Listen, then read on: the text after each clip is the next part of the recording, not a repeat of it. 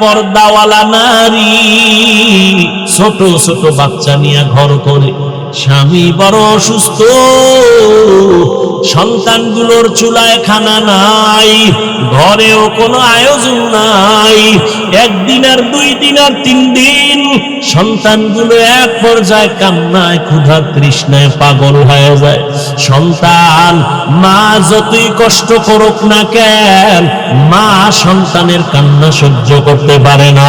মা বাবায় না খাইয়া সময় কাটায়, সন্তানের না খাওয়াইয়া কাটাইতে পারে না। ওই আল্লাহর বান্দি এক পর্যায়ে এতটা নিঃস্ব, সন্তানের আর খানাও দিতে পারে না, কামাই রুজিও বন্ধ হয়ে গেল। এক পর্যায়ে সন্তান মাটিতে গড়াগড়ি খায় আর কান্না করে, খানা কেমনে দিবে? মায়ের কলিজাটা ফেটে যায়, নিজে না খাইয়া মরতে রাজি, বাচ্চার কান্না সহ্য করতে পারি না। আল্লাহর বান্দি নামাজ পড়ে কান্না করে, দোয়া করে, হে আল্লাহ, সন্তানের কান্নার কয়দিন শুনাইবা, একটা রাস্তা তুমি খুলিয়া দাও। আল্লাহর বান্দি এক পর্যায়ে হঠাৎ তার অন্তরের মধ্যে একটা চিন্তা চলে আসলো, আমার বাড়ি থেকে একটু দূরে অন্য গ্রামে টাকাওয়ালা বসবাস করে, যদিও লোকটার আখলাক ভালো না, তবে ওখানে যাইয়া আমি নিরুপায় হইয়া বাচ্চার জন্য কিছু টাকা ধার নিয়ে আসি, আমার বাচ্চার খানার আয়োজন করব। আমি যদি পারি কাজ করে আস্তে আস্তে টাকাগুলো আদায় করে দেব। মা পেরেশান হইয়া চিন্তা করে ওই বড় লোকের বাড়ি চলে গেল। ওই বড় লোক টাকাওয়ালা ঠিক, কিন্তু চরিত্র বড় খারাপ। এই পর্দাওয়ালা আল্লাহর বান্দি বড় লোকের বাড়ি দাঁড়াইয়া ডাক দিয়া কয়, ও পর্দাওয়ালা নারী, আমার দরজায় কেন আসছো? আল্লাহর বান্দি চোখের পানি ছেড়ে কাঁদে আর ডাক দিয়া কয়, সাহেব, বেয়াদবি মাফ করবেন, আমি বড় অসহায় গরিব, বাচ্চাগুলো কান্না ক্ষুধা তৃষ্ণায় চোখের পানি ছেড়ে কান্না করে, একবেলা খানা দিতে পারি না, মা হইয়া কান্নাও সহ্য করতে পারি না। ও ভাই, যদি একটু আপনি দয়া করতেন, আমাকে কিছু টাকা ধার দিবেন, আমি আপনার টাকা আস্তে আস্তে দিয়া দিব, কামাই রুজি করিয়া। আল্লাহর বান্দা ওই যুবক ডাক দিয়া কয়, টাকা দিব, তবে আমাকে টাকা ফেরত দেওয়া লাগবে না, তবে আমার একটা শর্ত যদি মানিয়া নাও, আমি টাকার বান্ডেল দিয়ে দিব। বলে, কি শর্ত? বলে, তুমি যদি আমার থেকে টাকা নাও, 1 রাতের জন্য তোমার দেহ আমাকে দিবা ব্যবহারের জন্য ফ্রি। মহিলা চিন্তায় পড়ে গেল, সন্তানের কান্না সহ্য করা যায় না, কাপড়ের আঁচল দিয়া চোখের পানি মুছে কি করবো, সন্তানের কয়দিন আমরা খাওয়া রাখবো? চিন্তা ভাবনা করিয়া আল্লাহর উপরে ভরসা করিয়া বলে, আমাকে টাকা দাও, আর তুমি যদি চাও আমার দেহটা তুমি উপভোগ করবা, আমি রাজি হয়ে গেলাম। কিন্তু মনে মনে কাঁদে, হে মালিক, তুমি কুদরতের দ্বারা ইজ্জতের হেফাজত করিও। ওই আল্লাহর গোলাম আখলাক চরিত্র নষ্টওয়ালা টাকার মালিক এই কথা শুনে বড় খুশি, টাকার বান্ডিলটা হাতের মধ্যে দিয়া বলে, চলো। তার অন্দর মহলের মধ্যে ঢুকাইয়া একটা রুমের মধ্যে নিয়ে বসাইয়া টাকার বান্ডিল পাশে রাইখা দরওয়াজা জানালা বন্ধ করে দিল। এরে নবীর উম্মত, ওই মহিলার গায়ে এখনো হাত লাগায় নাই, টাচ করে নাই, কিন্তু ওই গুনাহগার বান্দা দেখে মহিলা বসে বসে হাউ মাউ করে কান্না করে আর চোখের পানি মুছে। এবার ডাক দিয়া কয়, রে বোন, তুমি কেন কান্না করো? আমি তো তোমারে টাচ করি নাই, তোমার টাকাও তো আমি নিয়ে যাই নাই, তুমি আবার কেন এই রুমের মধ্যে বসে কান্না করো? আল্লাহর বান্দি চোখের পানি ছেড়ে কয়, ভাই, আমার এই জীবন, আমার বাবা বড় কষ্টের জীবন দিয়ে আমাকে বড় বানাইছে, আমার জীবনে একটা চরিত্রের কলঙ্কের দাগ নাই। আজ আমি সন্তানের খানার জন্য নিরুপায়, আমি সন্তানের মায়া সহ্য করতে পারি না। একটা মা সন্তানের দূরে রেখে যত ভালো খানা ঘরে তৈরি হয় মা কখনো মুখে দেয় না। সন্তানের চিন্তায় বড় ব্যস্ত, আমি মা ভালো খাবো না জানি সন্তান কত কষ্টে জীবন কাটায়।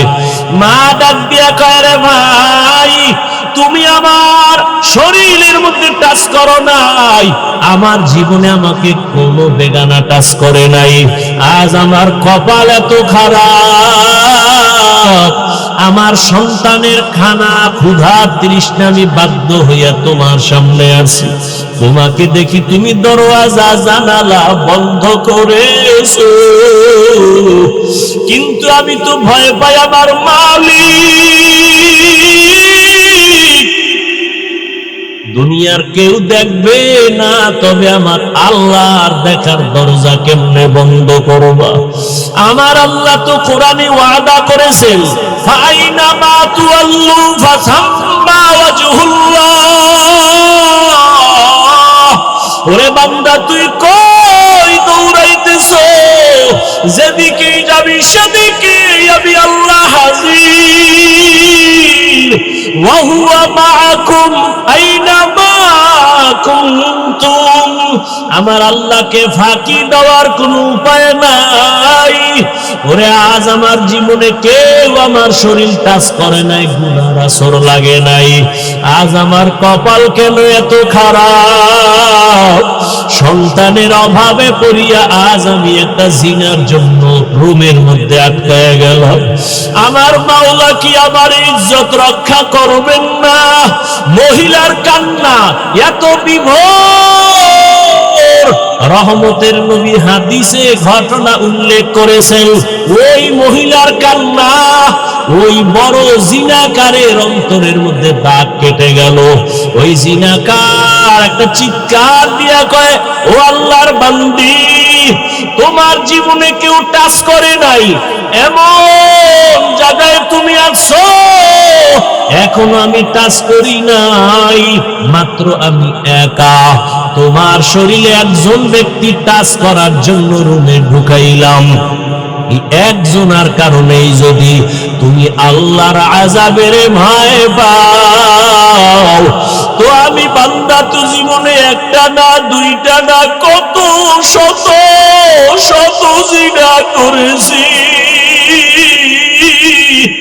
আমার এই চোখ দিয়ে কত জিনা করেছি, জবান দিয়ে জিনা করেছি। মনে হয় যেন আমার পশমের গোড়ায় গোড়ায় গুনার আগুন লাগানো। এই জীবনে কত অন্যায়, কত অন্যায়, এই জীবনে কত বেগানার সাথে কথা বলেছি। আমি একজন আর দুইজন না কত শত গুনাহ করেছি, জিনার শিকার করেছি। ওরে তুমি যদি এক জায়গায় আইসা এখনই কান্না করো আল্লাহর ভয়, আমার তো গলায় রশি লাগাইয়া কান্না করা দরকার। ও আমার কলিজার যুবক,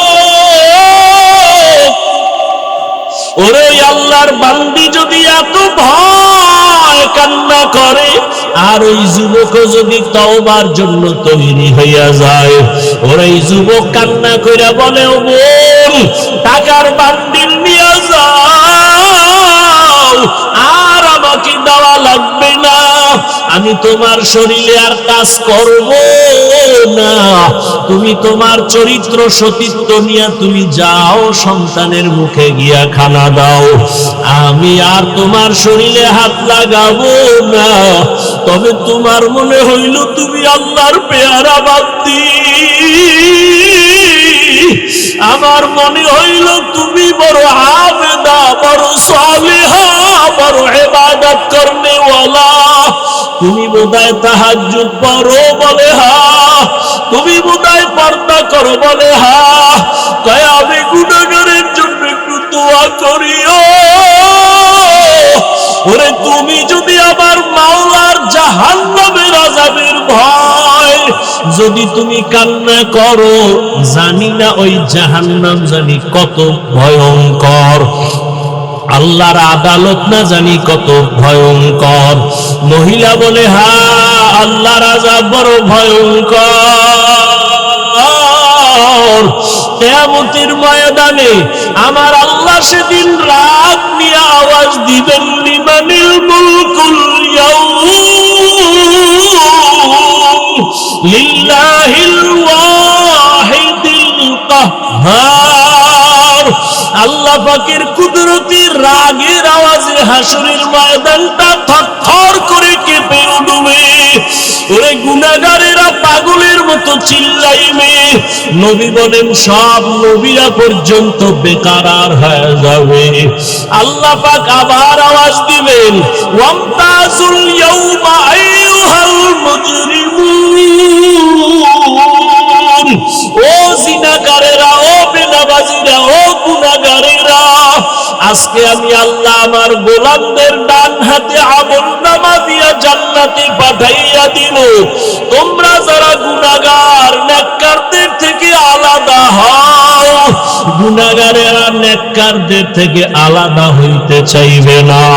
তখন আমার আল্লাহ আরো রাগ হইয়া এমন ভাবে কুদরতি একটা বাঁচুনি দিবে, গুনাহগারেরা জাহান্নামে চিটার মতো উড়িয়া উড়িয়া গিয়া জাহান্নামের দরজায় গিয়া দাঁড়াবে। আমার আল্লাহ আওয়াজ দিবে, রে ফেরেশতা, নেককার দিকে ডাইন দিকে লাইনে দাঁড় করাও। আমি ডান হাতে আমলনামা দিব। আমলনামা দেওয়ার পর ডান হাতের আমলনামা যারা পাবে এরা হাসতে হাসতে জান্নাতের মেহমানখানায় চলে যাবে। আর আল্লাহ যাদের বাম হাতে আমলনামা দিবেন, ওই আল্লাহ এমন রাগ করে বলবে, ও ফেরেশতা, এই বেনামাজি নাফরমান আমি আল্লাহর দেওয়া নিয়ামত কম ভোগ করে নাই। আমার দেওয়া পানি, আমার দেওয়া চাঁদের আলো, সূর্যের আলো, আমার দেওয়া সব নিয়ামত ওরে আমি আল্লাহ ওরে ঘুমের থেকে না উঠাইলে কোনোদিন সজাগ হতে পারত না। এই বান্দা আমার নিয়ামত পাওয়ার পর আমার দেওয়া চক্ষু দিয়া বেগানার দিকে তাকাইছে। আমার দেওয়া জবান দিয়ে আমি আল্লাহরে ডাকি নাই। বেগানার সাথে ঘন্টার পরে ঘন্টা গুনাহের কথা বলছে। ও ফেরেশতা, ওরে বাম হাতে আমলনামা আমি সোজা দিব না, এই গুনাহগারের বুকের মাঝে ছিদ্র করিয়া ফেলো। বুকের মাঝে ছিদ্র করিয়া বাম হাত বুকের মাঝে ঢুকাইয়া পিঠের থেকে বের করো। ফেরেশতারা আল্লাহর হুকুম পাওয়া মাত্র বুকের মাঝে ছিদ্র বানাইয়া বাম হাতটা ঢুকাইয়া পেছন দিকে বের করে ফেলবে।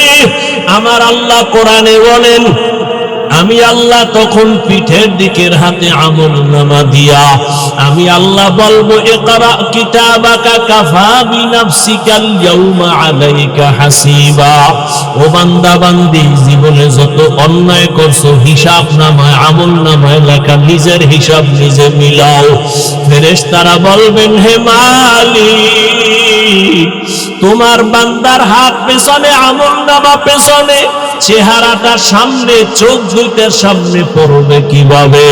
আল্লাহ আবার রাগান্বিত হইয়া বলবে, ফেরেশতা, এই গুনাহগার নাফরমানের ঘাড় ধরিয়া মোচড় দিয়া পেছন দিকে ফিরাইয়া দাও।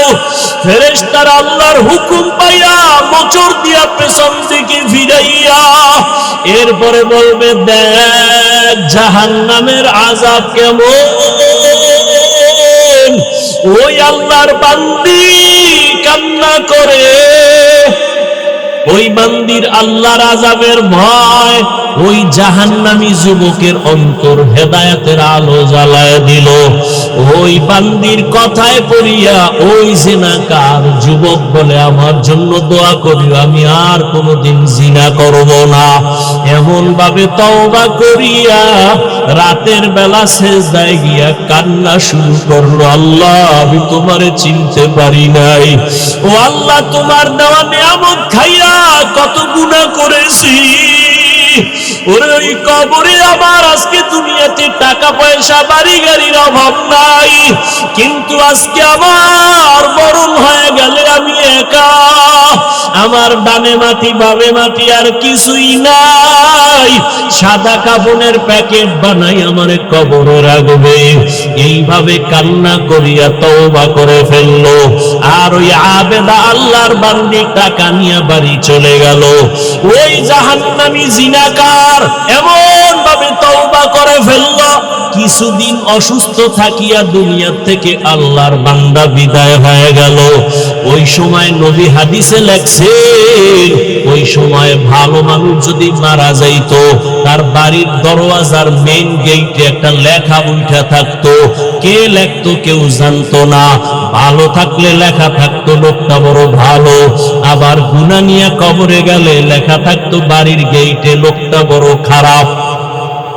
ওই আল্লাহর বান্দা যখন দুনিয়া থেকে বিদায় হয়ে গেল, এলাকার সবাই বড় খুশি। একটা গুনাহগার জালেম সন্ত্রাসী চলিয়া গেল, আমরা বড় নিস্তার পেয়ে গেলাম, শান্তির জীবনে বাস করব। কিন্তু সবাই রওয়ানা, বাড়ির দরজার গেইটে কি লেখা আছে দেখব। সবাই বাড়ির গেইটে গিয়া তাকায় দেখে আরবি একটা শব্দ লেখা, হাদিসের ভাষা। নবী হাদিসে বলেন, ওই বাড়ির গেইটে গিয়া লেখা দেখে সবাই আরবিতে লেখা, কদ গফারাল্লাহু লিল কিফলি। ওই বান্দার নাম কিফলুন। ওই বান্দার কিফলে নামের বান্দার নামে আরবি লেখা, কদ গফারাল্লাহু লাকা লিল কিফল। এই লেখা দেখা মানি হলো আল্লাহর ঘোষণা, ওই বান্দা তোমার জীবনের গুনাহ মাফ হয়ে গেছে, আল্লাহ তোমাকে মাফ করে দিছে। ও কিফলি নামের বান্দা, কদ গফারাল্লাহু লাকা, কদ গফারাল্লাহু লিল কিফল। এই লেখা দেখা মানুষ পেরেশান হয়ে গেল। এলাকার চিহ্নিত জাহান্নামী গুনাহগার জিনাকার, ওর বাড়ির দরওয়াজায় এই লেখা কেন আসলো? সবাই আশ্চর্য হয়ে গেল, আল্লাহ নাকি তাকে মাফ করে দিয়েছেন। সবাই তদন্ত শুরু করলো, ব্যাপারটা কি? খুঁজতে খুঁজতে খুঁজতে খুঁজতে পাইল ওই আবেদা মহিলার ঘটনা। সবাই মহিলার বাড়ি চলে গেল, মহিলাকে আইনা ওই বাড়ির দরজায় দাঁড় করাইয়া এরপরে সব ঘটনা শুনলো। মহিলা ডাক দিয়া কয়, আমি আল্লাহর একজন গুনাহগার বান্দি, জীবনে আমার শরীর কেউ টাচ করে নাই, বেগানা, আমি চোখ দিয়া কোনো বেগানা দেখি নাই, আমি গুনাহ করি নাই। সন্তানের ক্ষুধা তৃষ্ণা মিটাইতে এই জিনাকারের বাড়ি আসছি, টাকা দেওয়ার শর্তে আমারে রাতের বেলা ব্যবহার করবে। আমাকে রুমের মধ্যে যখন ঢুকাইছে, আমি কান্না শুরু করে দিছি আল্লাহর আযাবের ভয়, আল্লাহর আযাবের ভয়। আল্লাহ কোরআনে ওয়াদা করেন, যারা আমার আদালতে দাঁড়াইয়া হিসাব দেওয়ার ভয়, যারা গুনাহ থেকে নিজেকে বাঁচাবে, তওবা করবে, আল্লাহর কাছে বলবে, হে মালিক, আমার মতো গুনাহগার কেউ নাই, আজকে থেকে তওবা করলাম, আর চোখের গুনাহ করব না, জবানের গুনাহ করব না, হাতের গুনাহ করব না, অন্তরের কল্পনায় গুনাহ করব না। বাইতুল্লাহর পাশের মানুষ এত খারাপ কেন? নবী বলেন, এমন এক সমাজে আমারে পাঠাইছে। আমাদের কুয়াকাটা একটা প্রসিদ্ধ জায়গা, এখানে যত দর্শনার্থী বাড়ে তত গুনার আড্ডাও বাড়ে, মদের আসর বাড়ে। আমাদের এলাকার সব উলামায়ে কেরাম বসছেন, এলাকাবাসী মিটিং এ বসছেন, অমুক জায়গায় প্রস্কোয়াটার মদের আড্ডা হয়, বড় বড় হুজুরেরাও বসলেন। এবার এলাকার বড় হুজুর বলে, চলো আমি যাই। সবাই না না হুজুর, আপনি যাইয়েন না, কারণ ওখানের পরিবেশ কি বলা যায় না, আমরা দুই একজন টুকটাক নামাজি বেনামাজি আমরা যাই, পরিবেশ বুঝে নেওয়ার মতো হলে আপনারে নিব। বড় হুজুর, এই জায়গায় যাওয়া যায় না, কারণ ও জায়গা বড় নাপাক। কিন্তু মক্কার মানুষ চূড়ান্ত খারাপ। প্রশ্ন এক, ওখানের মানুষ এত খারাপ কেন? দুই নাম্বার, এত খারাপ জায়গায় আমার আল্লাহ সৃষ্টির শ্রেষ্ঠ পবিত্র ব্যক্তি রহমতের নবীরে পাঠাইলেন কেন? নবীরে তো অন্য জায়গায় পাঠাবেন, বাইতুল মুকাদ্দাস আমাদের প্রথম কিবলা, সেখানে আল্লাহ না পাঠাইয়া পৃথিবীর নিকৃষ্টতম জায়গায় পবিত্র নবী আমার, যেই নবীর চেহারা দেখলে পেটের ক্ষুধা নিবারণ হয়ে যায়, আল্লাহ সেই নাপাক মানুষের মাঝে নবীরে কেন পাঠাইলেন? নবীর একদিকে মা নাই, বাবা নাই, সব হারা। রহমতের নবী বলেন, আমার এমন কপাল, দুনিয়াতে এসে একবার আব্বা বলে ডাকতে পারি নাই। 6 বছরে মা হারা, আমিও আশায় আমার বংশের সব মানুষ আমার দুশ্মনে পরিণত হলো। ওই সময় এই যুবকেরা, নবী বলেন, ওই সময় আমার সব দুশ্মন, ওই মুসিবতের সময় আমার পার্শ্বে যারা দাঁড়াইয়া উপকার করছে সব হলো যুবকেরা। নবী বলেন, বুড়ারা আমার বিরোধিতা করেছে, আর যুবক আমি মুহাম্মদের উপকার করেছে। ও আলীপুরের যুবক, ও কুয়াকাটা এলাকার যুবক, রহমতের নবী খুশি হইয়া কয়, আমার মা নাই, বাবা নাই, আমি বড় অসহায় এতিম। ওই সময় সব আমার দুশ্মন, ওই সময় আমার পার্শ্বে এসে সহযোগিতার জন্য দাঁড়াইছে কারা?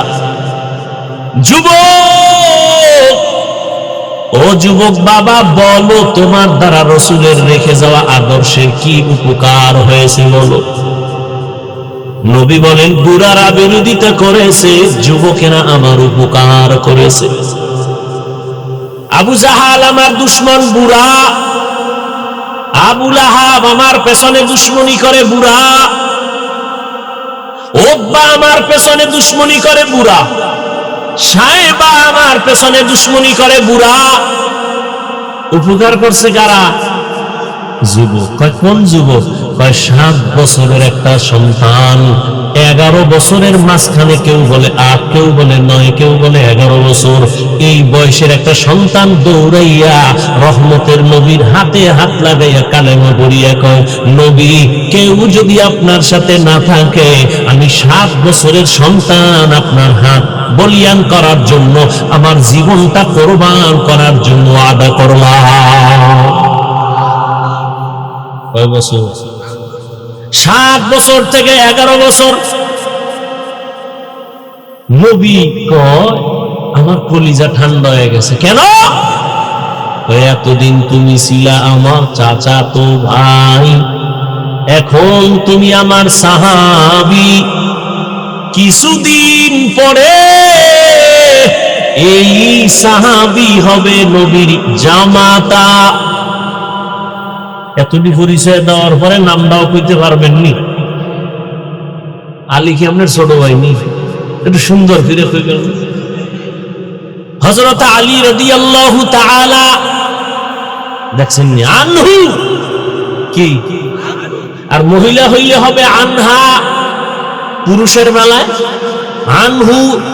হযরত আলী রাদিয়াল্লাহু তাআলা আনহু, মহিলা সাহাবিয়া আয়েশা রাদিয়াল্লাহু তাআলা আনহা। একজনের নাম আবুল কালাম, আপনি ডাক দিছেন এই কাইল্লা, এটা সুন্দর হইছে। প্রত্যেকটা জিনিসের একটা আদব আছে, আদব আছে। লিকুল্লি শাইইন জিনাতুন ফিল ওয়ারা ওয়া জিনাতুল মারই তামামিল ইতামামুল আদাবি আজ খোদা খাহিমে তৌফিকে আদব বেআদব মাহরুম গাস্তাজ ফজলে রা। কথা কোন জায়গায় দেহনে ঢুকছি মনে আসেনি? কোন একজনে কোন? হ্যাঁ, মাশাআল্লাহ মাশাআল্লাহ। ওই 9 বছরের বালক কই? সিংহাসনে বসে আছে, বৈশাই একটা ভূমিকা রাখছে, কয় জবাব পরে আগে শোন, এলেমের সম্মান এমনই হয়। ওই হযরত আলী 7 থেকে 11 বছর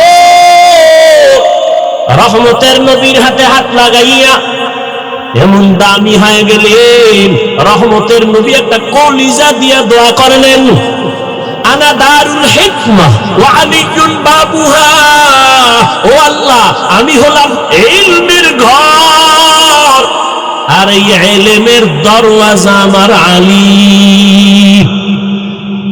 আরো আস্তে করে বলেন, কি আওয়াজ দেন? মুসলমানের একটা আওয়াজ, ঘুমন্ত মানুষ সজাগ হয়ে যায়।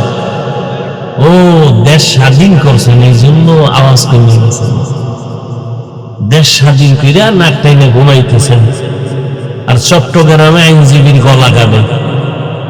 হ্যাঁ,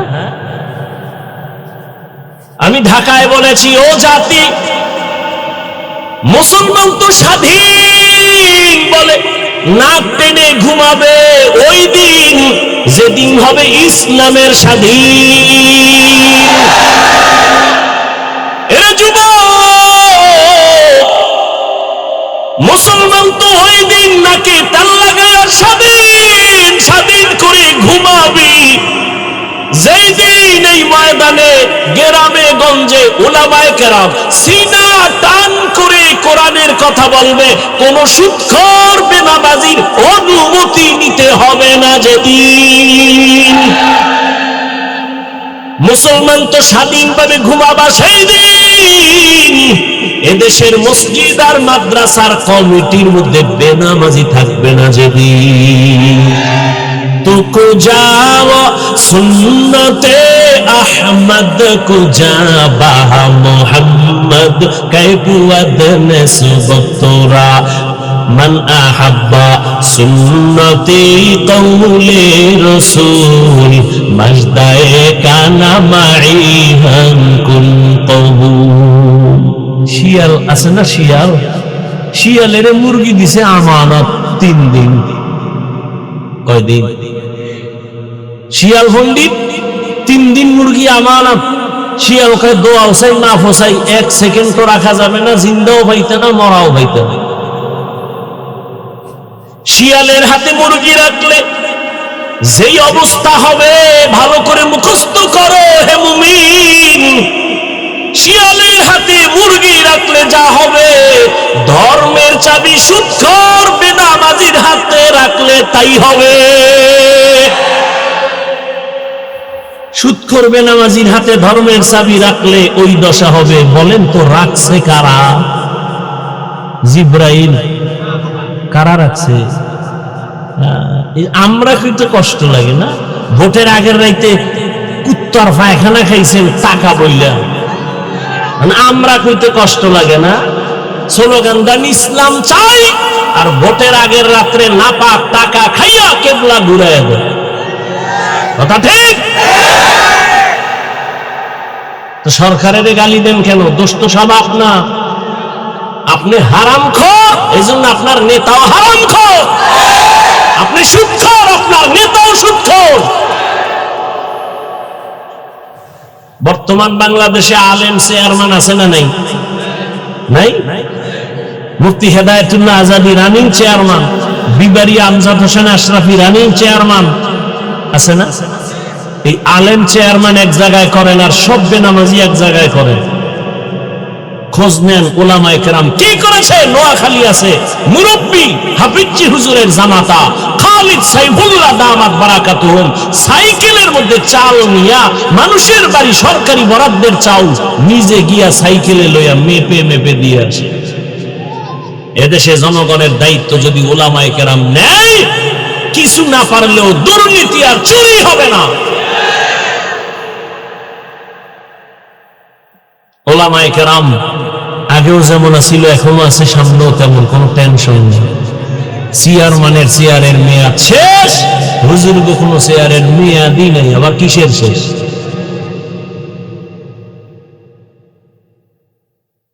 আল্লাহ হেদায়েত দান করুন। নাক টেনে ঘুমায়েন না, কাফনের কাপড় হাতে রাখেন, ডাক আসলে আবার যেতে হবে। জালেমের বিরুদ্ধে আন্দোলন একবার না বারবার করতে হবে। কোন জালেমকে কথা বলার সুযোগ দেওয়া হবে না, সত্যিকার অর্থে সুযোগ দেওয়া হবে না, সোচ্চার থাকতে হবে। জালিমের বিরুদ্ধে আন্দোলন একবার নয়, বারবার। কোন জালেম যদি আলেমের সাথে বেয়াদবি করে, আস্তে মিষ্টি করেন, কি বলে রেকর্ড করেন, আবার আন্দোলন হবে জালেমের বিরুদ্ধে। আল্লাহ হেদায়াত দান করুন। চরমনাই বলে আসছি না, 2 গরুয়ে ধান খান, মালিকে বেত লই এক গরুর উপরে পিডান দিছে, আর এক গরু দৌড়। জিগে তুই দৌড়াও কেন? এর পরের সিরিয়াল আমার। বুঝছেন? আর বাংলাদেশ, কিন্তু এটা বাংলাদেশ, এটা বাংলাদেশ, বুঝলে? আপনাকে কেউরে দরকার নেই, আলিয়া মাদ্রাসাও লাগবে না, শুধু আমরা কওমিওয়ালারা বাঁশের লাঠি লয়ে যদি শিক্ষক ছাত্র মাঠে নামি, সমস্ত নাস্তিক বেঈমান গুলো কথা বলার আগে আলেমের অনুমতি নিতে হবে। সাবধানে চলে, আর বুকের পাটা থাকলে সামনে দাঁড়ায় ওলামায়ে কেরাম। ওলামায়ে কেরাম লড়তে জানে, মারতে জানে, কিন্তু কোন বেঈমান আর নাস্তিকের সামনে মাথা নত করতে জানে না।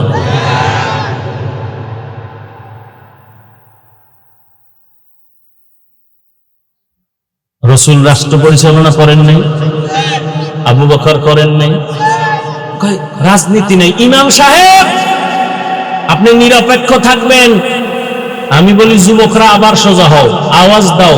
ইমাম যদি নিরপেক্ষ থাকতে হয়, কমিটির প্রত্যেকটা দায়িত্বশীলকে নিরপেক্ষ থাকতে হবে। আর কমিটির দায়িত্বশীল যদি পচা ধান্দাবাজি আর চান্দাবাজি রাজনীতি করে, ইমাম সাহেব মাইক লাগায়া কোরআনের রাজনীতি করতে হবে। কোন সুযোগ দেওয়া যাবে না। আল্লাহ বুঝার তৌফিক দান করেন। রহমতের নবীর আদর্শ দিয়ে রাষ্ট্র পরিচালনা করা দেখায় গেছেন যে ইসলাম ছাড়া শান্তির কোন পথ।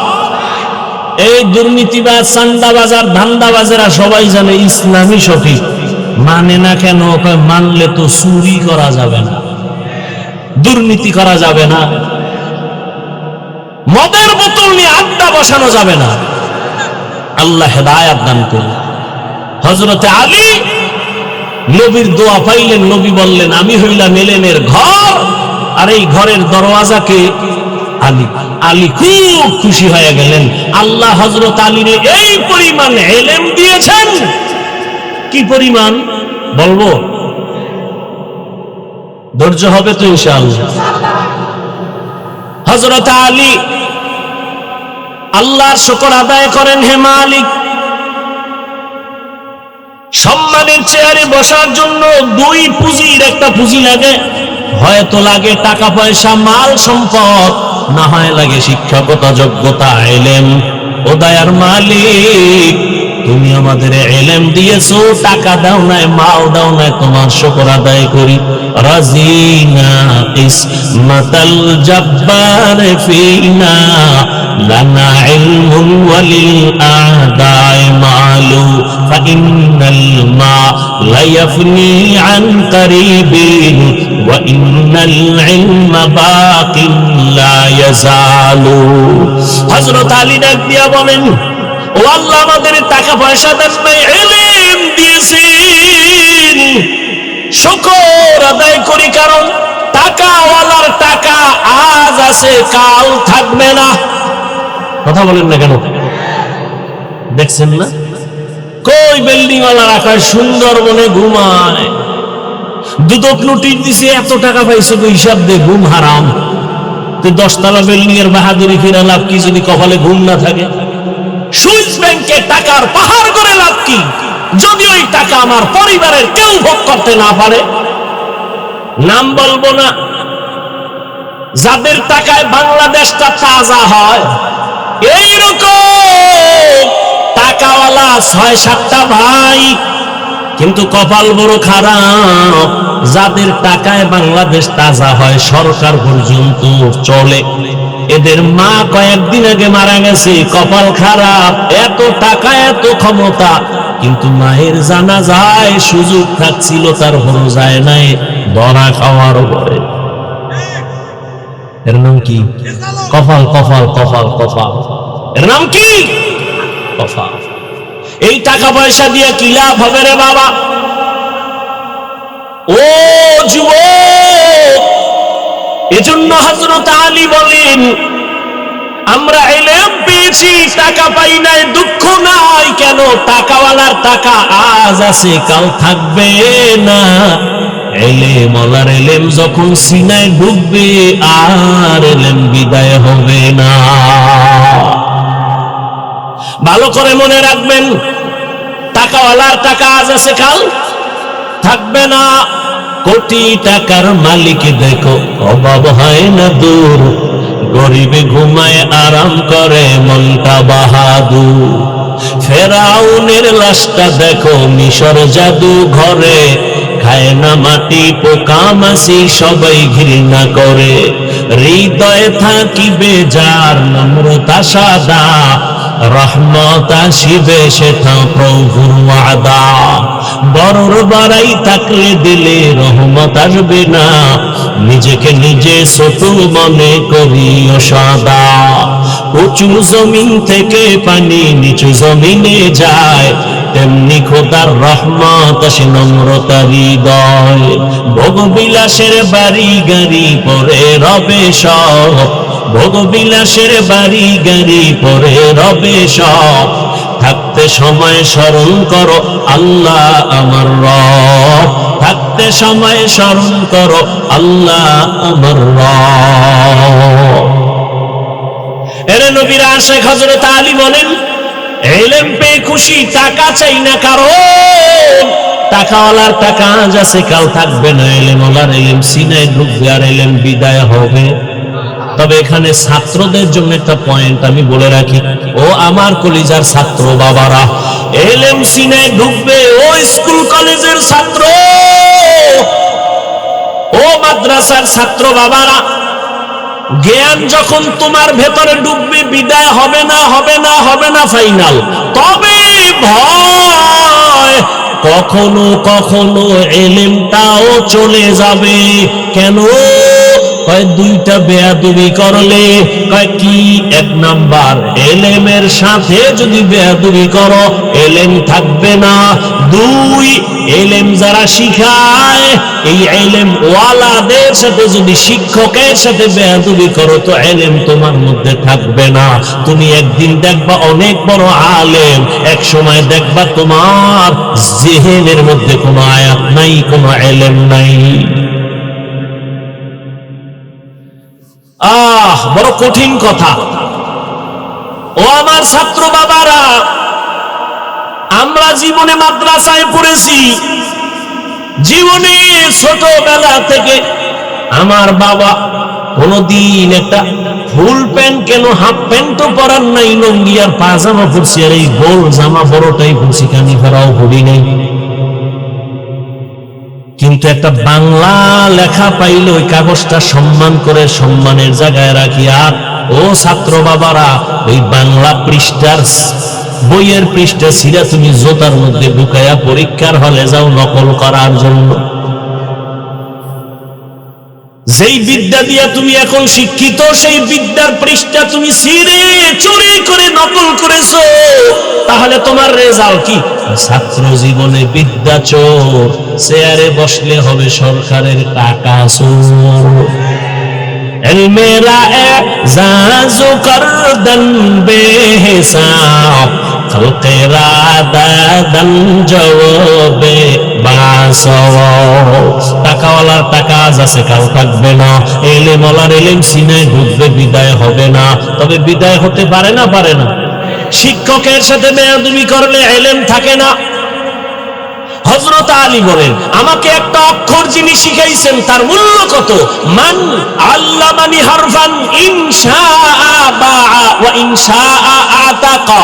আমাকে একটা অক্ষর যিনি শিখাইছেন, তার মূল্য এত। চাইলে আমাকে গোলাম বানাইয়াও রাখতে পারেন, বিক্রিও করে দিতে পারেন। শিক্ষকের সাথে প্রতিবাদ করার কোনো সুযোগ নাই। দুই নাম্বার ব্যবধান, আমি টাকা পাইয়া খুশি না, ইলম পেয়ে খুশি। কেন? টাকাওয়ালার বয়স যত বাড়ে, টাকা যত বাড়ে, তত দুশ্মন বাড়ে।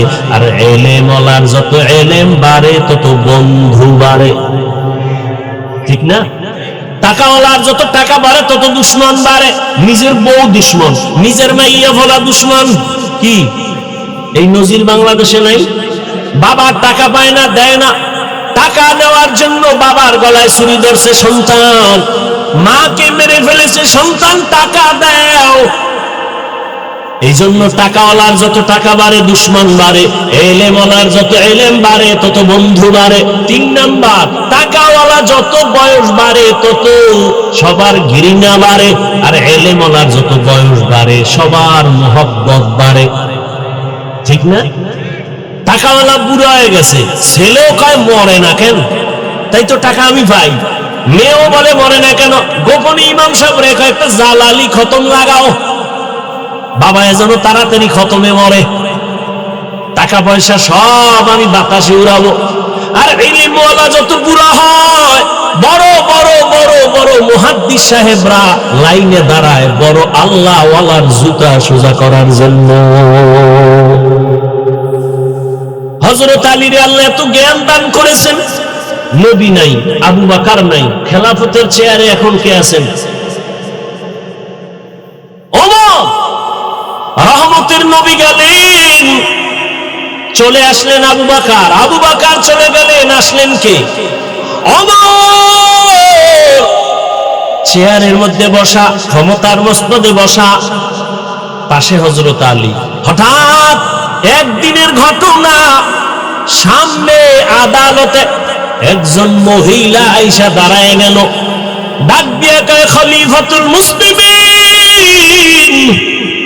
ওমরের তো বুঝেন কেমন বেদা, যে শয়তান দেখলে দৌড়। যেই শয়তান আল্লাহর সাথে চ্যালেঞ্জ দিল, সেই শয়তান ওমরের দেখলে ভালায় যায়। কি পাওয়ার ওমরের! কথার আগে তরবারি রেডি। ওমরের আদালতে দাঁড়াইছে এক মহিলা, দাঁড়াইয়া বলে খলিফাতুল মুসলিমিন, আমার বিচার করেন, আমি অপরাধী।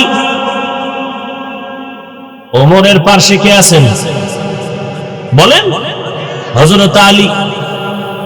ওমর বলে কি সমস্যা, কি কি অন্যায় করছো? মহিলা ডাক দিয়া কয়, আমি জিনা করেছি, আমার পেটে একটা অবৈধ বাচ্চা আছে, আপনি আমার বিচার করেন, আমি অন্যায় করেছি, আমার পেটে অবৈধ একটা বাচ্চা, আমি চাই দুনিয়া আমার বিচার হয়ে যাক। এই অপরাধে আমি আল্লাহর আদালতের আসামির কাঠ গড়ায় দাঁড়াতে চাই না। দুনিয়ার বিচার সহ্য করা যাবে, হাসরের বিচার সহ্য করা যাবে না। ওমরকে এত বড় অপরাধী জল্লাদ, তরবারি কই? আলী তাকায় দেখে যে এখন মাইরেই হলেন। হযরত আলী খলিফাতুল মুসলিমিন ওমরকে বললেন, ওই যে নবী দোয়া করছে আলীর জ্ঞান বাড়ায় দাও, আলী আমার এলেমের দরজা।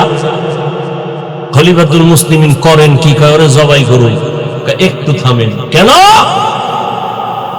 কয় খলিফাতুল মুসলিমিন এখন ওই মহিলাটাকে যদি হত্যার আদেশ দেন, মহিলা অন্যায় করেছে ঠিক আছে, কিন্তু গর্ভের বাচ্চার কি কোনো অন্যায় আছে? কয় নাই।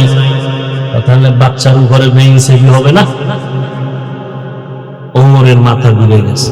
আলী, ফয়সালাটা আপনিই করেন। হযরত আলী বললেন, এই আম্মা জান, দিব্যি আরামে নিশ্চিন্তে আপনি বাড়ি চলে যান, বাড়ি যাইয়া আরামে খাবেন আর ঘুমাবেন। দীর্ঘদিন আপনি সন্তান রুষ্টপুষ্ট করার জন্য খানা খাবেন, সন্তান যখন দুনিয়াতে আসবে লালন পালন করে বড় বানাবেন। এক পর্যায়ে সন্তান যখন নিজের পায়ে দাঁড়াবে, এই গর্ভের সন্তান নিজের কদমে যখন চলা শিখবে, জ্ঞান হবে, ওই সময় আপনি আসবেন আদালতে, তখন আপনার একার বিচার করা হবে, সন্তানের উপরে কোনো জুলুম করা হবে না। ওমর ডাক দিয়ে কয়, লাউলা আলিয়্যুল লাহালাকা ওমর, আল্লাহর কসম, আজকে যদি আলী তুমি না থাকতা আমার পাশে, আমি যেই ফয়সালা দিছিলাম আমার এটাই জাহান্নামের কারণ হয়ে যেত। কাজে লাগছে, রাসূল দোয়া করেছে, তুমি ইলমের দরওয়াজা, আজ সেটা প্রমাণ হয়ে গেল। ইলমের সম্মান, ইলমওয়ালার সম্মান। আলিপুর বাজারে বিল্ডিং এর অভাব নাই, কিন্তু আল্লাহর কসম একটা বিল্ডিং এর ওই পরিমাণ দাম নাই কোরআনওয়ালা টিনের ঘরের যেই দাম। কোরআনের কারণে এত দাম, ঠিক এই মজলিসটারও কোরআনের বরকতে এই দাম। ঠিক ওই কোরআনের ইলমের কারণে আল্লাহ আমাকে সে সম্মান দিয়েছেন, একমাত্র কোরআনের কারণে, টাকার কারণে না, ক্ষমতার কারণে না, একমাত্র আল্লাহর দেওয়া কোরআনের ইলমের বরকত। বাচ্চা হারুন রশিদ প্রশ্ন করলো, আমি জাহান্নামী নাকি জান্নাতি, জবাব দাও। 9 বছরের বালক দাঁড়ায় গেল, সিংহাসনে বসলো। আল্লাহ তাআলা তাকেও ইলমের ভান্ডার খুলে দিয়েছে। বড় বড় আলেমরা তাকায় আছে, 9 বছরের বালক আবার কি বলবে? মাওলায় ক্ষমতা দিলে হয় না, হয় না। ইলমেরা এজাজু করদন বেহিসাব, খলকেরা দাদল জওয়াবে বাসো। বাচ্চা হারুন রশিদ একদিকে রাষ্ট্র চালায়, অন্যদিকে বাচ্চা হারুন রশিদ একজন বড় বুজুর্গ। জানা থাকলে বলেন, হারুন রশিদের বউয়ের নাম কি? জুবায়েদা খাতুন। কে সেই জুবায়েদা? মক্কায় যাবেন, এখনো সেই জুবায়েদার নামে বিশাল বড় পানির ড্রেন আছে, নাম হলো নহরে জুবায়েদা। এই ক্ষেত্রে আমি পর্দার আড়ালের আম্মা জান ও বোনদেরকে বলি, ও পর্দার আড়ালের আম্মা জানেরা, বোনেরা, এত বড় ক্ষমতাওয়ালা বাচ্চা হারুন রশিদ, কিন্তু তার স্ত্রীর কত পাওয়ার। কিন্তু জুবায়েদা এমন একজন আল্লাহর গোলাম, হলো আল্লাহর বান্দি, কোরআনে হাফেজা। সুবহানাল্লাহ। কোরআনে শুধু কি তাই, এই জুবায়েদার কাজের মহিলা 100। কত? প্রত্যেকটা কাজের মহিলা কোরআনে হাফেজা। জুবায়েদা কয়, আমি চাই আমার ঘরের মধ্য থেকে প্রত্যেকটা মিনিট আর সেকেন্ডে যেন কোরআনের তেলাওয়াতের আওয়াজ হয়। আওয়াজ কেমনে? মহিলা 100 জন কাজের ভাগ করে দিছে, তুমি আধা ঘন্টা তেলাওয়াত করবা, এরপরে কাজে নামবা, আবার এই মহিলা তুমি তেলাওয়াত শুরু করবা, তুমি আবার 1 ঘন্টা তেলাওয়াত করে কাজে নামো। এইভাবে 24টা ঘন্টা জুবায়েদা খাতুন কাজের মহিলাকে রেডি করে দিছে, যে কোনো না কোনো মুহূর্ত যেন কোরআন তেলাওয়াত ছাড়া আমার ঘরের মধ্যে আওয়াজ না হয়। কেমন জুবায়েদা! আর আমগো ঘরের আম্মা জান বোনদের কাজের লোকের কি হালাত! কত কপাল পোড়া আমরা! ঘরের মধ্যে কোরআন শরীফ আছে, কিন্তু কোন কপাল পোড়া এমন আছে 20 বছর হইছে একটা দিন খুইলাও দেখলো না যে কোরআনটা কেমন। এত বয়ান করে হুজুরেরা, দেখি ভিতরটা কেমন। ওরে কোরআন তো এমন একটা কিতাব যেটা খুইলা শুধু তাকায় দেখলেও সওয়াব। ওই যে একটু আগে বলছি বাইতুল্লাহ দেখলে ঠিক কোরআন দেখো সব। নবী বলেন কোরআনের উপরে আঙ্গুল দিয়ে টেনে টেনে তাকাইয়া তাকাইয়া যদি কোরআন তেলাওয়াত করো, চোখের পাওয়ার কোনোদিন নষ্ট হবে না। আল্লাহর কোরআন এত মজার, যার কণ্ঠ যত সুন্দর তার তেলাওয়াত তত। দুনিয়াতে কত কথা শুনি, কবিতা শুনি, 1 বার 2 বার 3 বারের বেশি ভালো লাগে না। আর আমার আল্লাহর কোরআন যত শুনি ততই অন্তরে চুম্বকের মতো টানে। কথা ঠিক নেই, কিন্তু কপাল বড় খারাপ। ওই কোরআন পড়ানোর জন্য বাবারও ফিকির নাই, মায়েরও ফিকির নাই। এরে আল্লাহর বান্দা, নিজে আলেম হতে পারলেন না, একটা সন্তানকে কোরআন পড়ায়ও যদি বাসায় আসলে শুনতেন, ও বাবা একটু কোরআন তেলাওয়াত কর, সূরা ইয়াসিনটা তেলাওয়াত কর। যেই ঘরে ফজরের নামাজের পরে কোরআন তেলাওয়াত হবে, সূরা ইয়াসিন তেলাওয়াত হবে, ওই ঘরের মধ্যে আমার আল্লাহ ফেরেশতা দিয়া পুরা বাড়ি পাহারা দিবে। জুবায়দা স্বপ্ন দেখছে, বাইতুল্লাহর সামনে দাঁড়াই আছে জুবায়দা। কেমনে দেখছে? স্বপ্নে। খুব খেয়াল করেন, জুবায়দা খাতুন স্বপ্নে দেখে বাইতুল্লাহর সামনে দাঁড়ানো, আর সারা দেশের মানুষ আইসা জুবায়দার সাথে অপকর্ম করে, জেনা করে। খারাপ না ভালো? খারাপ দেখছে, তাই তো? স্বপ্নের ব্যাখ্যা করি আব্দুল্লাহ ইবনে সিরিন রাহমাহুল্লাহ তার কাছে গেছে, লোক পাঠিয়ে দিছে, যাও এই খাদেমা স্বপ্নের ব্যাখ্যা নিয়ে আসো, আমি বাইতুল্লাহর সামনে দাঁড়ানো, মানুষগুলো এসে আমার সাথে অপকর্ম করে, জিনা করে। তবে স্বপ্নের ব্যাখ্যা নিতে গিয়ে আমি জুবায়দার নাম কইবা না, কইবা একজনে দেখছে। গিয়েছে খাদেমা, যায় বলে এক বড় ব্যক্তি স্বপ্ন দেখেছে, মহিলা বাইতুল্লাহর সামনে দাঁড়ানো, আর সারা দেশের মানুষ এসে তার সাথে জিনা করে। স্বপ্নের ব্যাখ্যাকারী কয়, কে দেখছে? নাম কও। কয় বলা যাবে না, কয় ব্যাখ্যাও দেওয়া যাবে না, কারণ ব্যক্তি হিসাবে স্বপ্নের ব্যাখ্যা হবে ব্যক্তি ভিজা, স্বপ্নের ব্যাখ্যা। একজনে স্বপ্ন দেখছে যে নবীজি সামনে পিছনে, আর হে সামনে ইমাম হয়ে আছে। এটা তো শরীয়তে হারাম। রাসূলের সামনে ইমামতি করা কি হারাম? হে তো খুশি, রাসূল আমার পিছনে নামাজ পড়ে আর আমি ইমাম, খুশি কি? ছেলে কয়, হুজুর স্বপ্নের ব্যাখ্যা তো আর সবাই পারে না। সুলাইমান নবীরে আল্লাহ দিছিলেন, ইউসুফ নবীরে স্বপ্নের ব্যাখ্যার ইলম দিছিলেন, তা আলাদা ফান, আলাদা ইলম। ছেলে যায়, আমার আব্বু স্বপ্ন দেখছে একজন ব্যাখ্যাকারীর কাছে। কি? নবী পিছে মুক্তাদি, আর আমার আব্বাই কি? কথা কয় না। খুশি কি? স্বপ্নের ব্যাখ্যাকারী কয়, তাড়াতাড়ি কাফনের কাপড় কি, তোর বাপে লাশ হয়ে গেছে, তোর বাপে লাশ। কারণ রাসূলের ইমামতির সামনে কেউ থাকলে সেটা লাশ থাকতে পারে, জিন্দা কেউ থাকতে পারে না। তুই তো তোর বাহির ইমামতি দেও না, লাশ দেখছো, তাড়াতাড়ি কাফন কিন। তাই হয়ে গেছে, রাসূলের সামনে যায় কে? লাশ। এছাড়া যাওয়ার জিন দেখার অধিকার।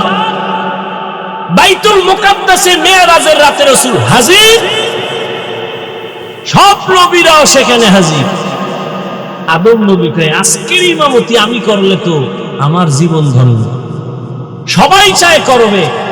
আল্লাহ কয়, আমার রাসূলের সামনে কারো ইমামতি চলবে না, রাসূলকে সামনে আগায়া দাও। সেদিন থেকে রাসূল শুধু ইমাম না, ইমামুল মুরসালিন। এবার কয় নাম, কয় নাম কওয়া যাবে না, বলে স্বপ্নের ব্যাখ্যা দেওয়া যাবে না। খাদেমা আবার দৌড় গিয়া কয়, ও রানী জুবায়দা খাতুন, নাম না বললে স্বপ্নের ব্যাখ্যা দিবে না। কয় যাও, নাম গিয়া বলো। এবার নাম কইছে জুবায়দা। কপাল খুললে গেছে, জুবায়দা দেখছে। জুবায়দারে গিয়া জানাই, ও জুবায়দা মক্কায় এমন কিছু কাজ করবে মানুষের উপকারে, আর সারা দুনিয়ার মানুষ জুবায়দার উপকার গ্রহণ করবে। এই জুবায়দা স্বামী সরকার, দেশের দায়িত্ব, 1 টাকাও সরকারি খরচ না করে জুবায়দা নিজের টাকা ব্যয় করে মক্কা নগরীতে পানি পায় না মানুষ, পাইপ নাই, কেমনে পানি নিবে?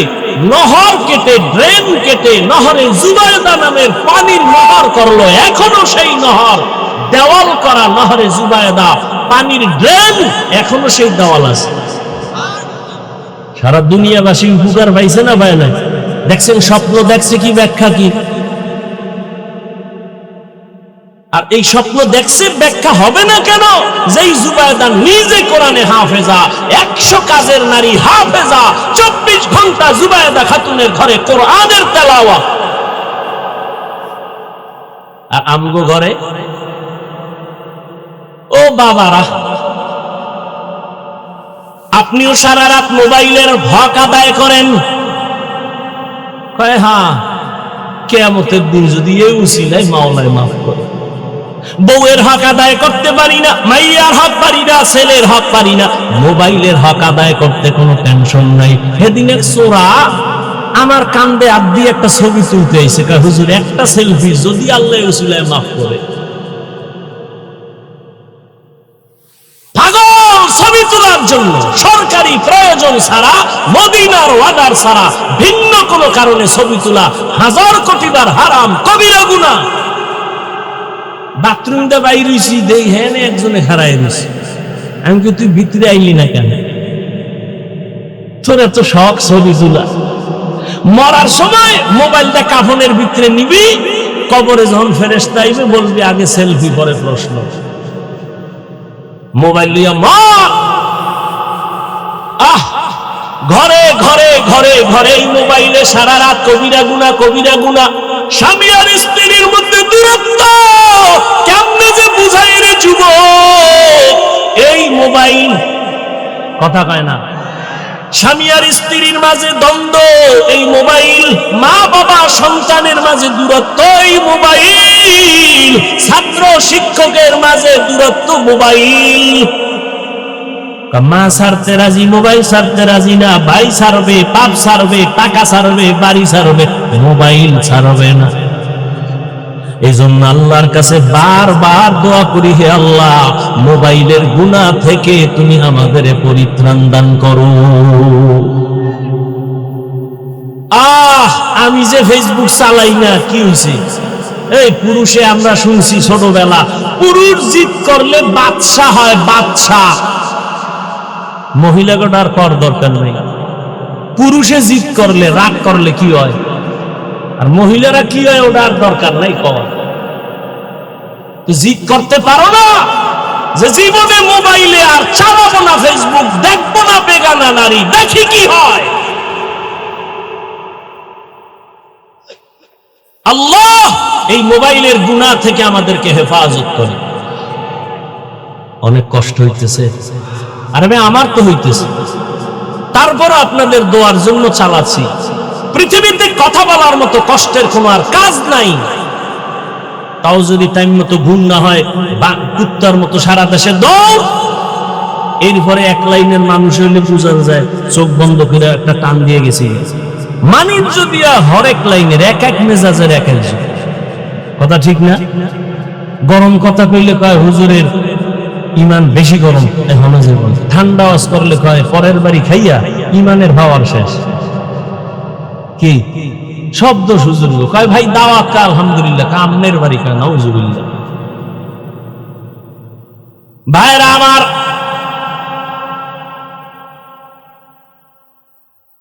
জুবায়দা খাতুনের এই কোরআনের বরকত।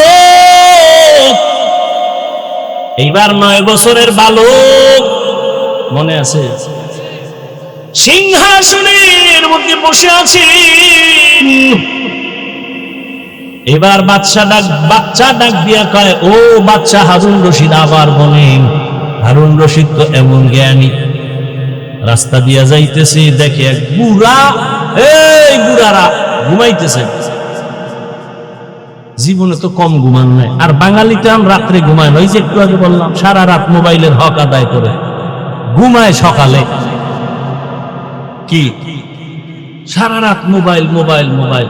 কয়জন আল্লাহর বান্দা বুকে হাত দিয়া বলতে পারবে যে মোবাইল আমার হাতে আছে, চোখের গুনাহ হয় না, জবানের গুনাহ হয় না, কানের গুনাহ হয় না, অন্তরের কল্পনার গুনাহ হয় না, মোবাইল চালায়? এত বড় চ্যালেঞ্জ কয়জনে দিতে পারবে? যা দিতে পারবে আল্লাহর শপথ, সেই জমিনের বড় বুজুর্গ। যে বলতে পারবে আমি মোবাইল চালাই কিন্তু চোখের গুনাহ হয় না, আমি টাচ মোবাইল চালাই, ক্যামেরা মোবাইল চালাই, কিন্তু আমার হাতের গুনাহ হয় না, অন্তরের গুনাহ হয় না, সে এই জমিনের বড় বুজুর্গ। আর একটা কথা খেয়াল করবেন, আল্লাহ মাইয়ে ভোলা দিছে না, কথা কন না কেন? বেয়াদবি মাফ করেন, একটু মোহব্বত লাগাই কইতো, অনেক কথা বইলে ফলাই বেয়াদবি নিয়ে। সন্তান ছোট, বাবায় লয়ে গেছে বাজারে, গিয়া ঢুকছে ফল কিনবে, তো বাচ্চা ওই ফলের দোকানে দাঁড়াই এখনো বাবার দাম করতেছে, বাচ্চা একটা ফল দইরা মুখে দিছে, মনে করেন আঙ্গুর। এখন যার যার মান আছে হের তো কাম শেষ, আর যার মান নাই ইজ্জতের চিন্তা করে না, হে টেস্ট করতে করতে আধা কেজি খেয়ে দিছে। কয় ভাই কমলা কত? কয় এত। মিষ্টি? দেখেন দে, এইটা থুয়ে গেছে। আঙ্গুর কত? কয় এত। মিষ্টি? কবে আনছো? এই দেখি, দেখো। দেখতে দেখতে মোটামুটি আধা কেজি খেয়ে দিছে।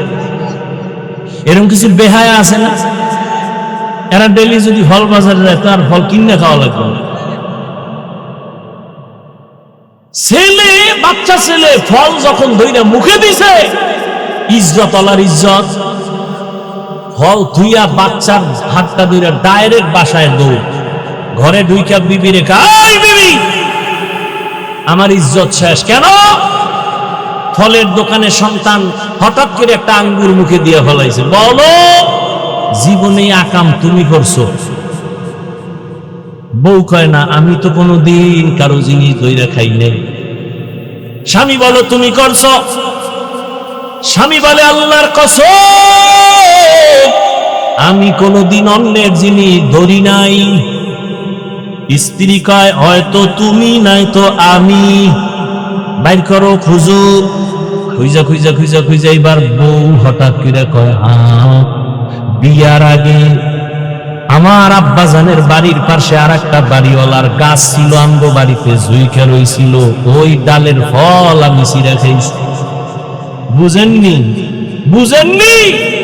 গাছ ভালো হলে ফল কি হবে? একটা বাবা চিন্তা করে না যে আমি যদি চরিত্র নষ্ট করি তো আমার সন্তানের মধ্যে অটোমেটিক সে চরিত্র চলে যাবে। আপনাদের চরিত্র আলা সন্তানের শিখানো লাগবে না, অটো চলে যাবে। বুঝেন নাই? ফ্রি মাইন্ড আর ডোন্ট মাইন্ড।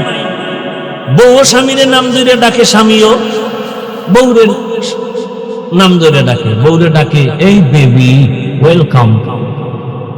বেবিও স্বামীরে ডাকে, হৃদয় পানি দাও। আল্লাহ দিছে সন্তান, কেউ ভাই নাম ধরে ডাকেন কেন? Don't mind, free mind. তো সন্তান বড় হইয়া দেখে, এ কয় বেবি, হে কয় সাগর, হে কয় হৃদয়। এখন বাচ্চাও শিখছে, ডাক দেখে বেবি ভাববে। কিছুদিন পর কয় হৃদয়, টাকা দে। আচ্ছা 2 দিন শোনা যায় সন্তান খুবই আব্বু আম্মু এলি কয় না, মাথা গরম। এবার রায়বারে গেছে ঘুরা, ভাই সন্তান আল্লাহ দিছে, মান সম্মান চাই, জুতার বাড়ি খাওয়া বাকি। সন্তান নাম দইরা ডাকি, মাইনসি হইলে তো জুতা দিবে। কি করা যায়? বুদ্ধি একটাই, সন্তানের মাঝখানে বসাইয়া তুমি বউরে কবা একবার আম্মু, বউ তোমারে কইবে একবার আব্বু। এইভাবে প্র্যাকটিস করো তো সন্তানও শিখবে আম্মু আম্মু, নাইলে ছাড়া আর কোনো উপায় নেই। ফ্রি মাইন্ডের কপাল। জিন্দগি মে বন্দগি তু করনা হে, जिंदगी में बंदगी तू करना है, जिंदगी बे बंदगी शर्मिंदा है, जिंदगी बे बंदगी शर्मिंदा है। यहाँ हम सब मुसाफिर दिल ना लगा,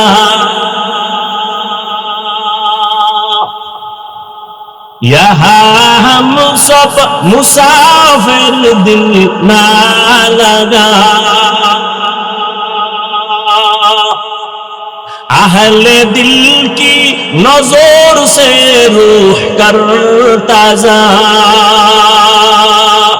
शाह दौलत सब फकीर गर नेक ने है, शाह दौलत सब फकीर गन्ने के जिंदगी में बंदगी तू कर नहीं, जिंदगी में बंदगी तू कर नहीं, जिंदगी पे बंदगी शर्मिंदा है, जिंदगी पे बंदगी शर्मिंदा है। এরে নবীর উম্মত, 9 বছরের বালক ডাক দিয়া বলেন, ও বাদশা প্রশ্নটা কি আবার করেন? বলে আমি জান্নাতি নাকি জাহান্নামী বলো। 9 বছরের বালক ডাক দিয়া কয়, বাদশা জাহাপনা, আপনার জীবনে এমন কোন ঘটনা ঘটছে কিনা? বলে কি? কয় আপনি চাইলেই গোপনে গুনাহ করতে পারতেন, জেনা করতে পারতেন, কিন্তু আল্লাহর ভয় করেন নাই। বাদশা হারুন রশিদ বলে, আল্লাহর কসম, এইরকম একদিন আর দুদিন না, অনেক অবস্থা হয়েছিল। আমি চাইলেই গুনাহ করতে পারতাম, চাইলেই জিনা করতে পারতাম, কিন্তু আল্লাহর ভয়, আমি কোনো বাধা ছাড়া আমি সুযোগ পাইয়াও গুনাহ করি নাই। আল্লাহর আযাবের ভয় আমি ফিরে গেছি। 9 বছরের বালক ডাক দিয়া কয়, আল্লাহর কসম, নিশ্চিত আপনি জান্নাতি। অন্য উলামায়ে কেরামের মাথা গরম হয়ে গেল। এই 9 বছরের বালক, আমরা সবাই ফতোয়া দিলাম বাদশাকে কোনোদিন বাদশা কেন কোনো মানুষকে জান্নাতি বলা যাবে না, জাহান্নামী বলার উপায় নাই। তুমি বলেছো বাদশা হারুন রশিদ জান্নাতি, দলিল। বাদশা কয়, এত টেনশন কেন? আমি আল্লাহর কোরআনের আয়াত দিয়া দলিল দিব।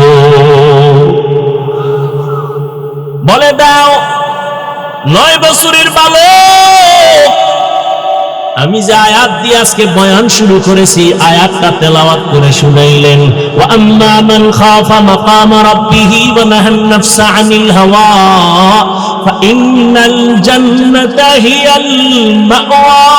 ডাক দিয়া কয়, আল্লাহর কসম, আল্লাহ এই আয়াতের মধ্যে ওয়াদা করেছেন, যারা আল্লাহর আদালতে দাঁড়াইয়া হিসাব দেওয়ার ভয় নিজেকে গুনাহ থেকে ফিরাইয়া রাখবে, আল্লাহ ওয়াদা করেছেন তার ঠিকানা জান্নাতুল মাওয়া। हर के दारत खौफे हक दौर दिल मदाम जन्नतुल मअवा देहद उ रामकाम जुज़बा हक ची जे मखाज इंसो जा फजले उआ मस्ते दर जुमला जहां। ঘুম আসতেছে? আর একটু সামনে আগাবো, একটা কেচ্ছা শোনাবো। কেচ্ছা শুনবেন? আমার নামে তো এমনি বদনাম আছে, হাফিজুর রহমান কেচ্ছা কাহিনীর ওয়াজ করে। বলে না? বলে না? বলে। যারা বলে ওরাও সিফায় দাঁড়ায় দাঁড়ায় হুনতেছে কি কই। সাথে পাইলে সামনে পাইলে জিগাইতাম, তুই আইছো কা খোদায় আনলে করুন কি? হ্যাঁ, বান্দা চাইলে কিছুই হয় না, আল্লাহ চাইলে। যে আবু জাহাল আমার নবীর দুশমন, ঘুরে ঘুরে ঘুরে ঘুরে বলে মুহাম্মদের কাছে যাইবা না, পাগল হয়ে গেছে। ওই আবু জাহিল্লা রাতের গভীর নবীর ঘরে কিনারায় গোপনে দাঁড়ায় দাঁড়ায় রহমতের নবীর জবানে কোরআন তেলাওয়াত শুনে। কি আবু জাহাল, তুমি আবার গালি দিয়ে আবার ভিতরে এক গোপনে চুরি করে শুনো কেন? যতই বিরোধিতা করি, জবান মুহাম্মদের এত মিষ্ট, তেলাওয়াত শুনলে কলিজা ঠান্ডা হয়ে যায়। নবীর তেলাওয়াত কত মজা। আমগো তেলাওয়াত, মক্কা মদিনার ইমামের তেলাওয়াত করে আর মানুষ কাঁদতেছে। তাহলে নবীর তেলাওয়াত আরো কত মজা হবে। আলহামদুলিল্লাহি রাব্বিল আলামিন আর রহমানির রহিম মালিক ইয়াউমিদ্দিন ইয়্যাকা না'বুদু ওয়া ইয়্যাকা নাস্তাঈন ইহদিনাস সিরাতাল মুস্তাকিম সিরাতাল লাযীনা আন'আমতা আলাইহিম গায়রিল মাগদুবি আলাইহিম ওয়ালাদ-দাল্লিন।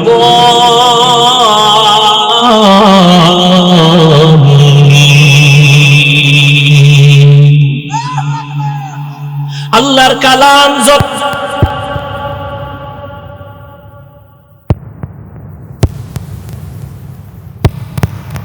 তবে এখানে একটা জবাব দেই, যারা বলো কেচ্ছা কাহিনীর ওয়াজ করি, শুনে রাখো রে বাবা, অন্তরকে পরিশুদ্ধ করে নাও। পৃথিবীর শ্রেষ্ঠ কেচ্ছা কাহিনীর কিতাবের নাম হলো কোরআন। বলার সময় নাই, 2000 আয়াতে আছে কোরআন শরীফে শুধু কেচ্ছা কাহিনী। কেচ্ছা কাহিনীর শ্রেষ্ঠ কিতাবের নাম কোরআন। তুমি কি বুঝো?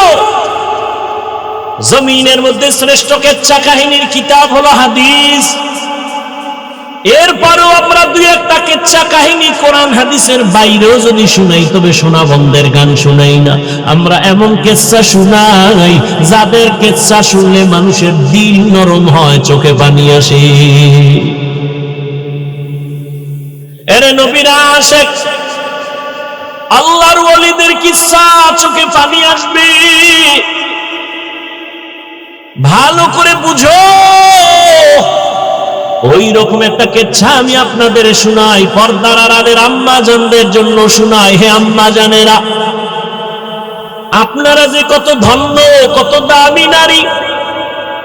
সমস্ত নবীদের মায়ের মতো মা, আপনারা সাহাবায়ে কেরামদের মায়ের মতো মা। আপনারা এত দামি। আয়েশা রাদিয়াল্লাহু আনহার মতো দামি, ফাতেমা রাদিয়াল্লাহু আনহার মতো দামি, খাদিজা রাদিয়াল্লাহু তাআলা আনহার মতো দামি। কেমন আল্লাহ আপনাদের দামি বানাইছেন। ইসমাইল নবীর মা হাজেরা আলাইহিস সালামের মতো দামি। এরে আম্মা জান, আপনারা ঈসা নবীর মা মারিয়াম আলাইহিস সালামের মতো দামি। আপনারা বেঈমান ফেরাউনের নাম আপনারা জানেন। ওই ফেরাউনের স্ত্রীর নাম কি? আসিয়া। কত দামি নারী। রহমতের নবী বলেন, কিয়ামতের দিন জান্নাতের ভেতরে আসিয়ার সাথে আমার বিবাহ হয়ে যাবে। এরে আম্মা জান, আপনাদের জীবন বড় ধন্য।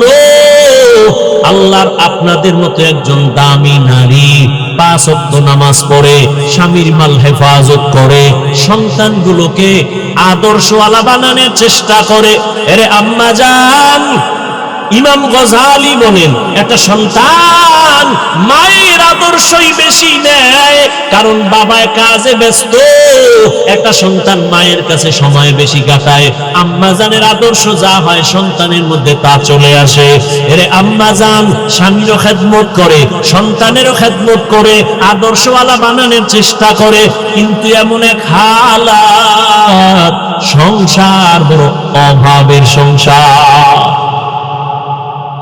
কাজ করলে চুলা আগুন জ্বলে, কাজ যদি না করে স্বামী, কাজ চুলা আগুন জ্বলে না।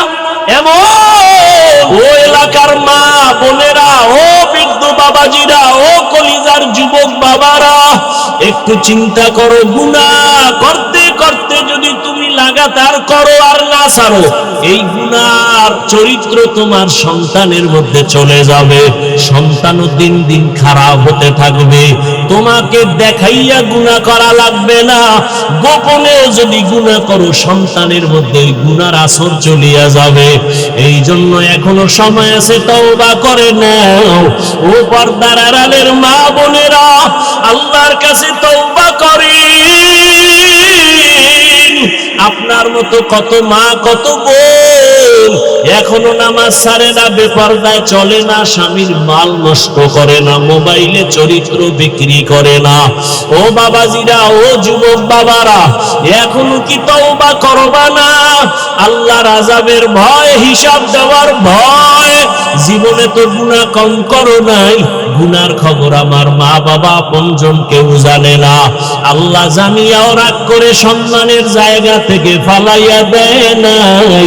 এখনো তওবা করো আর মনে মনে আমার আল্লাহকে ডাকো, ও দয়ার মালিক, জীবনে কত গুনাহ করেছি আমার কেউ জানে না মাওলা, তুমি জানিয়া রাগ কইরা সম্মানের জায়গা থেকে ফালাইয়া দাও নাই। ও আল্লাহ, গুনার কারণে তুমি খানা বন্ধ করো নাই, গুনার কারণে তুমি কারো সামনে ইজ্জত নষ্ট করো নাই। আজকে থেকে তওবা করলাম আর গুনাহ করব না। দুনিয়াতে একটা বেতের বাড়ি সইতে পারি না, একটা মশার কামড় সইতে পারি না। ওরে গুনাহ নিয়ে কবরে গেলে জাহান্নামের গরম, ওই কবরে মাটির চাপ, সাপ বিচ্ছুর কামড় কেমনে সহ্য করবা? তওবা করার মতো যদি কারো অন্তর তৈরি হয়, গুনার কারণে দিলটা পাথর, চোখে পানি নাই, অথচ আল্লাহ কোরআনে বলেন সুম্মা কাসাত কুলুবুকুম মিন বাদি যালিকা ফাহিয়া কাল হিজারা আও আশাদ্দু কাসওয়া ওয়া ইন্না মিনাল হিজারাতি লামা ইয়াতাফাজ্জারু মিনহুল আনহার ওয়া ইন্না মিনহা লামা ইয়াশাক্কাকু ফায়াখরুজু মিনহুল মা ওয়া ইন্না মিনহা লামা ইয়াহবিতু মিন খাশিয়াতিল্লাহ ওয়া মাল্লাহু বিগাফিলিন আম্মা তা'মালুন। আল্লাহ কোরআনে বলে, ও মানুষ, তোদের কলব কেন এত শক্ত? পাথরের থেকেও কি শক্ত হয়ে গেল? অথচ জাহান্নামের আযাবের ভয়, কত পাথর কান্না করে ঝর্ণা ধারা প্রবাহিত করেছে, ওই যে পাথরগুলো পানি ফেলে ঝর্ণার মতো। আল্লাহ কোরআনে বলে, ওরা পানি ফেলে না, জাহান্নামের আযাবের ভয় কান্না করে। কিছু পাথর আছে টপ টপ করে পানি ফালায় আর কাঁদে, আবার কিছু পাথর আছে জাহান্নামের ভয়ে ফেটে যায়, এক জায়গা থেকে আর এক জায়গায় পড়ে যায়। আল্লাহ কয়, মানুষ এত খারাপ কেন? তোমার কলম কি পাথরের থেকেও শক্ত? পাথর যদি জাহান্নামের ভয় কান্না করে, তোমার চোখে কেন পানি আসবে না? ও আল্লাহর বান্দারা, 2 ফোঁটা চোখের পানি পাঠাও। ওই মা বাবার জন্য 2 ফোঁটা চোখের পানি ফেলো, গুনার কথা স্মরণ করে কান্না করো। কান্না যদি না আসে, যাদের চোখে পানি তাদের থেকে দোয়া নাও। আল্লাহর কাছে বলতে থাকো, হে মালিক, জীবনে শয়তানের ধোকায় পড়ে কত নামাজ ছাড়লাম, দাড়ি কাটলাম, বেপরদায় চললাম, মা বাবার সাথে বেয়াদবি করলাম, ভাইয়ের সাথে, ভাইয়ের সাথে, বোনের সাথে, মুরব্বীদের সাথে, ওলামায়ে কেরামের সাথে, শিক্ষকের সাথে। আজকে থেকে তওবা করে নিলাম, আল্লাহ, জীবনে আর কোনোদিন মা বাবার সাথে বেয়াদবি করব না, ওস্তাদের সাথে, শিক্ষকের সাথে, ওলামায়ে কেরামের বিরোধিতা করে গুনাহগার হব না। মা বাবার দোয়া নিয়া, মুরব্বীদের দোয়া নিয়া, বড়দের দোয়া নিয়া আর গুনাহ থেকে ফিরে থাকবো। আর কোনোদিন দাড়ি কাটবো না, নামাজ ছাড়বো না, বেপরদায় চলবো না। আল্লাহর কাছে 2 ফোঁটা চোখের পানি ছেড়ে দাও। ওরে কান্না যদি না আসে, ডানে বামে তাকায় দেখো কার চোখে পানি। ওরে জাহান্নামের ভয় যদি আপনার আমার নবীও কাঁদেন, জাহান্নামের ভয়, আল্লাহর আদালতে দাঁড়াইয়া হিসাব দেওয়ার ভয় আবু বকর যদি কাঁদেন, ওমরের মতো জান্নাতি বান্দা যদি কাঁদে,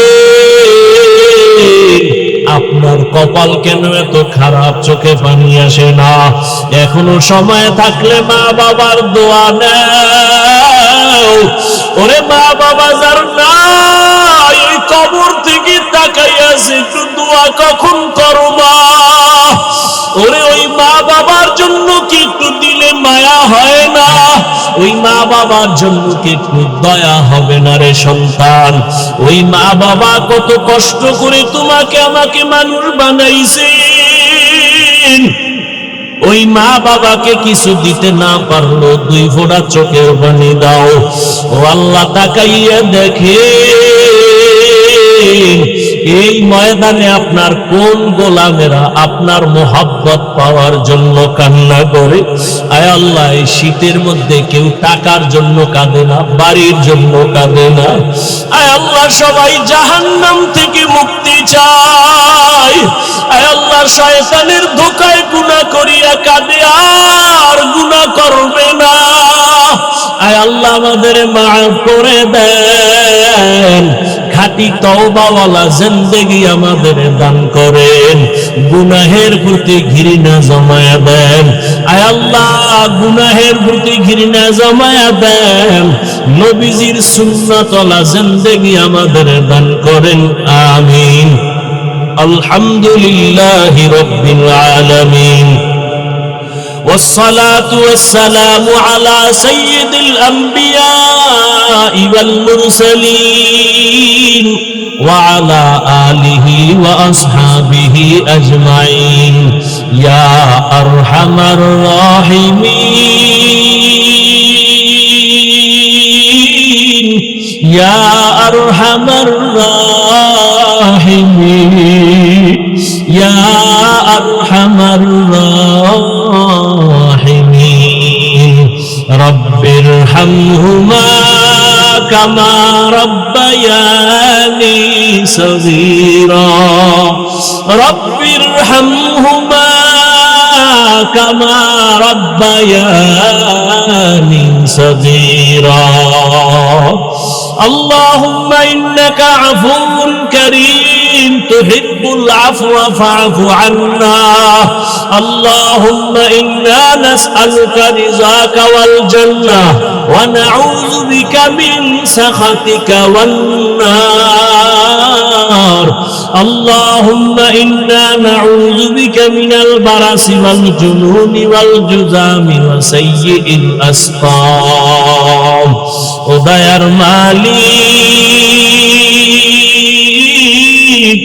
এই ময়দানের দিকে কুদরতের নজর দিয়া তাকায় দেখে আপনার বান্দা উলামায়ে কেরাম মুরব্বি হাজী সাহেব কত ব্যবসায়ী চাকরিজীবীরা হাত উঠাইলেন আয় আল্লাহ পর্দার আড়ালে কত মা কত বোনেরা হাত তুলেছেন আমার কলিজার কত যুবক কত ছাত্র ভাই আপনার দরওয়াজায় হাজির এই গভীর রাত্রে বাড়িওয়ালাদের দরজাগুলো বন্ধ হয়ে গেছে ও আল্লাহ আপনার দরওয়াজা তো বন্ধ নাই আমরা সবাই তওবার নিয়তে আপনার দরওয়াজায় আসছি গুনাহ করিয়া জীবনটা নাপাক করেছি আর গুনাহ করব না রে আল্লাহ আর গুনাহ করব না রে আল্লাহ এ জীবনে না করি না বান্দেগি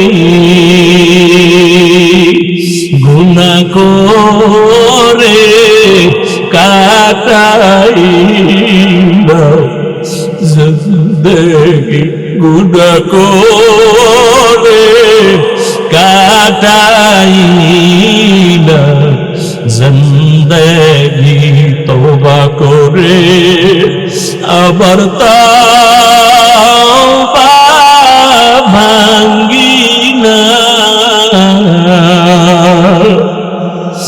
তওবা করে আবার তওবা ভাঙ্গি না অবশেষে খাঁটি তওবা করিলাম সকলেরই দরজা হইতে ফিরিয়া